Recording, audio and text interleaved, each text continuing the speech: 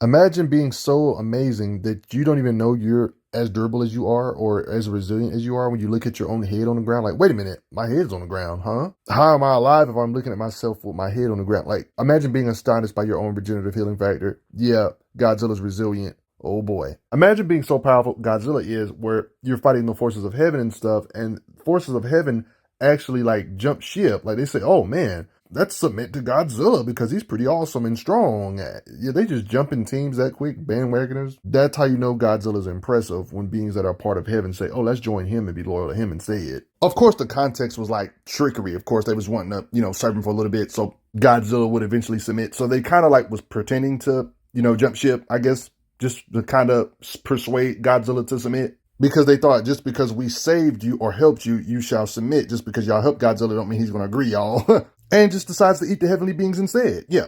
When you're as popular as a character like Godzilla, it's no wonder there's so many different versions of him, even in comics, live action. Like the one I want to talk about today, the comic series Godzilla in Hell, IDW short series, like a real short series of Godzilla in Hell. This version of Godzilla doesn't have that many appearances, but he still concretes himself as a powerhouse even in this short series. I mean, let's talk about him. I mean, he has the standard stuff we're used to. He's ridiculously large. He looks similar to a lot of Godzilla just in comic form, He's one of those characters that's extremely hard to hurt if you can hurt him, or if he loses a limb, he can actually regenerate pretty fast. Like, you see the head, and he got a new head. Yeah. So, yeah, he has a really crazy healing factor. I mean, he already has crazy durability, but if you miraculously hurt him, he can heal really fast, too. Yeah, when he gets stabbed like this is just another day in the life for him. He will even do surprising strategies like hide in stealth, hit you without you knowing where he's at and stuff, surprise attacks. His body's durable enough. He can withstand being in actual lava, fire, cold. He can resist mind control like from God Mountain, which is actually crazy. So telepathic manipulators, don't get your hopes up and think you can just beat him with just mind stuff. Nope. His body's able to take a lot of concussive force because there's been a lot of occasions in this series where he would fall and land from extremely far distances and he gets up fine afterwards. Because you guys know, if the quote, the bigger you are, the harder you fall. He's this big of a creature falling this much and his body can withstand it still. So let you know that he's really durable still. And just because he's big, he's actually stronger than what his size is, honestly. Because if we would have fell from this as us humans, we would have been seriously injured. Because in these occasions, he's been doing some crazy large falls. Us humans that weigh less than him would do these same falls. We would have to go to the hospital or die if we did these same falls. So it lets you know that he's more durable than what his size is. I mean, when all these boulders and avalanche come on him, he can survive stuff like this. You guys know, like, he's an energy manipulator. He can blast with energy out of his mouth. Energy blast, omnidirectional attacks. You guys know the common stuff Godzilla can always do. The way he fights most of the time, he'll use his tail as a weapon. Or if he chooses to blast you, he'll do that. Either or he does. With all this stuff, like, he's pretty hacksy. Like, when I'm talking about hacksiness, like, there was these times these Hellbats literally did all this to Godzilla. Yeah, they thought they won. Like, this is crazy. He actually let himself get eaten, like, by these beings. Like, I'm gonna let you see this for yourself. Like, all these beings are biting him until he's literally a skeleton. And he literally takes control of them. So it backfired to where instead of him being a bone being, flesh and blood type being, he's just like a whole bunch of Hellbats put together. Like, yo, he's possessing all of them to where it made him like just a big Hellbat body. Miraculously, he can still use his powers like this and continue with his adventure.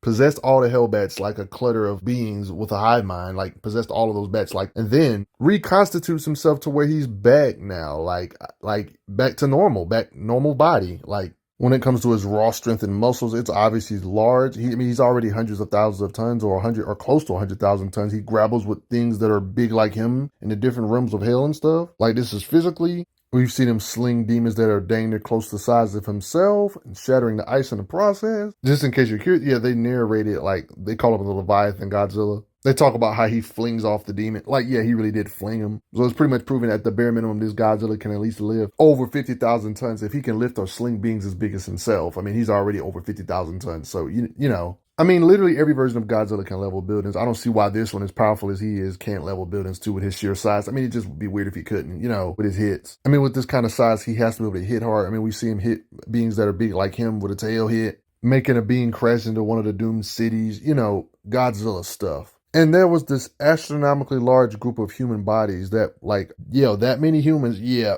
Imagine so many humans sticking together to the point where they're actually bigger than Godzilla. Like, that's how many He had to hold off with his brute strength. It was kind of pushing him back a little bit, but he was holding his ground despite this many human waves. It was like a literal ocean of human being bodies. Like, ain't that crazy? Oh yeah, just like how he can hit buildings and structures that are building sides down, because he's large too, just like he can hit stuff like that physically, he can do that kind of stuff with his blast too, energy blast. Like this huge sign that's bigger than him. For example, he can blast down, despite it being larger than most buildings, it's bigger than him. He's like the size of a building. He can blast it down with just energy blast. He can just blast stuff like this down, While in the depths of hell, of course, he can punch and blast beings so bad to where technically it's like a one shot.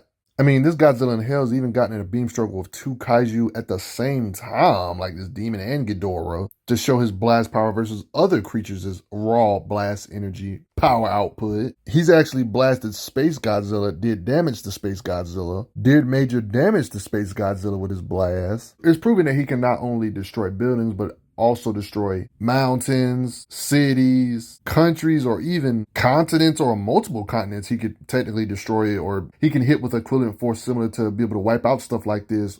You're probably wondering, how am I assuming his blasts are this potent? Well, it's easy. When him and Space Godzilla did a beam struggle, the collateral damage of their energy clashing actually destroys the whole planet. So by default, he would be able to tremble the moon or a planetoid-sized structure like the moon, tremble it, shake it, even devastate planetary or planetoid structures like the moon with his blast power and things like just clashing with another Godzilla-centric type being. If we assume the planet they destroyed was Earth size, that would mean he will be way above moon shattering. If we're being honest, it means his blast power would not only be able to shake a planet like Earth, but blow up planets like Earth. All this blast power stuff I've already mentioned should go for his durability. Like I briefly already mentioned that stuff earlier, but he can withstand just like he can take other creatures biting him. Blast from Space Godzilla, he has to endure these same blasts he can blast out that he have a beam struggles with. Like, he can withstand planetary busting type stuff too. I mean, he would have to be this durable. I mean, he was right there in the middle of this blast.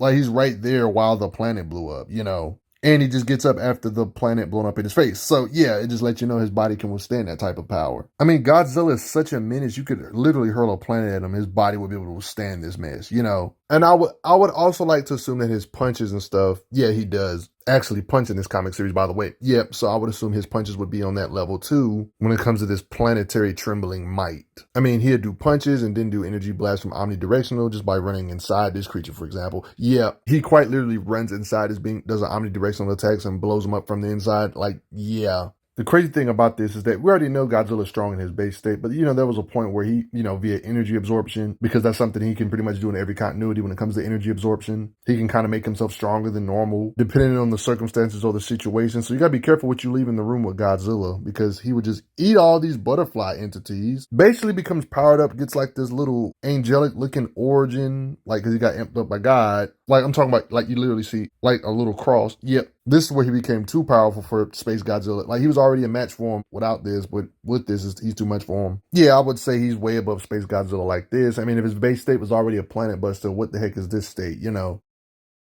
when it comes to its blast power, it could have enough power to not only tremble, destroy the Earth, but even larger planets. Like Jupiter, there's a chance he could be able to destroy. We don't really know the limits of this. Could he destroy a sun-sized structure? What do you think? Do you think he can blow up a dwarf star or a small star or something?